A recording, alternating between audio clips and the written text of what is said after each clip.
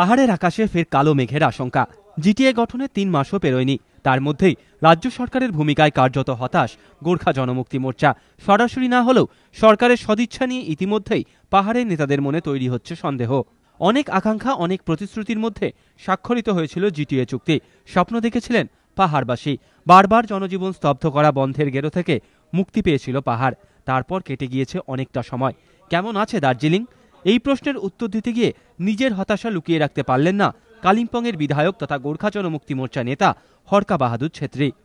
যে high expectation raise হয়েছিল GTA গঠন হওয়ার পর, সেই হাই এক্সপেকটেশন কিন্তু ডিফাই হয়ে যাচ্ছে, মানে মানুষরা ডিসইলিউশন হয়ে যাচ্ছে।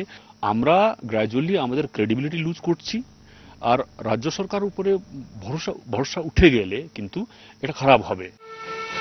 অবশ্য মোর্চা নেতৃত্বকে রাজ্য সরকারের উপর আস্থা রাখারই কথা বলছেন উত্তরবঙ্গ উন্নয়ন মন্ত্রী গৌতম দেব। প্রত্যেকটা প্রসেস চলছে, এটা অ্যাডমিনিস্ট্রেটিভ রিফর্মসের ব্যাপার। তার জন্য যে মিনিমাম টাইমটা ৩ মাস তো হয়েছে, সে সবটাই প্রসেস চলছে। কোনোটা পার্টলি হয়েছে, কোনোটা আন্ডার প্রসেস আছে, সেটার জন্য সময় দিতে হবে। হরকা বাহাদুরের অভিযোগ, জিটিএর কোনো ব্যাংক অ্যাকাউন্ট এখনো হয়নি। ৫৭টি দপ্তর হস্তান্তরিত হওয়ার কথা থাকলেও হস্তান্তরিত হয়েছে শুধুমাত্র ডিজিএইচসির ২১টি দপ্তর। কথা দেওয়া হয়েছিল হত্যাকাণ্ড সারা সমস্ত মামলা তুলে নেওয়া হবে মোর্চা নেতাদের ওপর থেকে। তবুও এখনো বিভিন্ন আদালত থেকে সমন আসছে। রাজ্য সরকার কাছ থেকে যেই ধরনের সাপোর্টটা আমরা এক্সপেক্ট করেছিলাম, অন্তত আমি মনে করি এই লিগ্যাল কেসটাকে নিয়েই আমি মনে করি যে সেটা হচ্ছে না। কোন লেভেল থেকে এটা হচ্ছে না আমি বলতে পারবো না সেটা।